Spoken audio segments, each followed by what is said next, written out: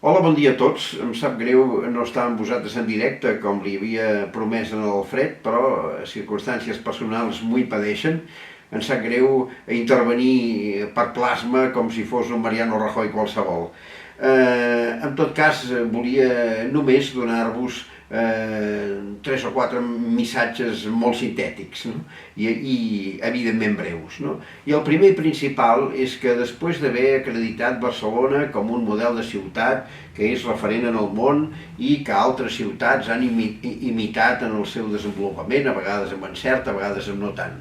Després de que Barcelona s'hagi convertit en el que se'n diu una marca, que ja és un concepte molt més discutible i que a mi a vegades em deixa una mica cohibit per l'excés de mercantilització que la idea comporta. No?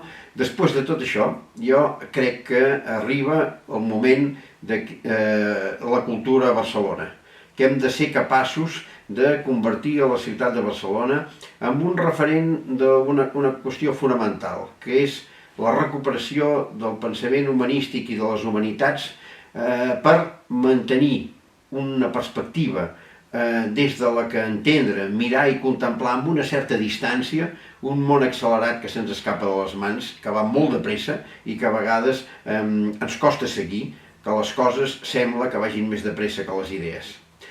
Al costat d'això vull celebrar que es dugui a terme una reflexió sobre la dimensió metropolitana de la ciutat de Barcelona i que aquest element metropolità formi part d'una manera important del programa d'Alfred Bosch.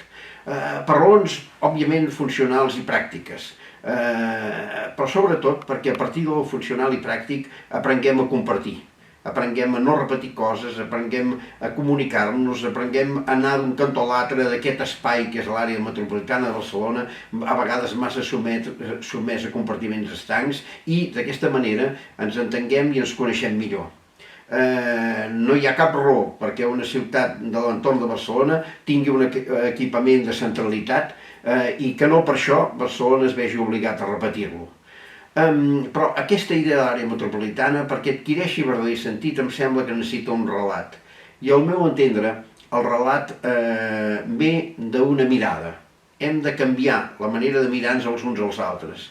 Hem de deixar de mirar els altres, a les distintes gens de comunitats, tradicions, orígens que hi ha en aquest país, com si cada vegada que els veiéssim els estéssim veient com constructors d'una peculiar identitat diferent de la nostra.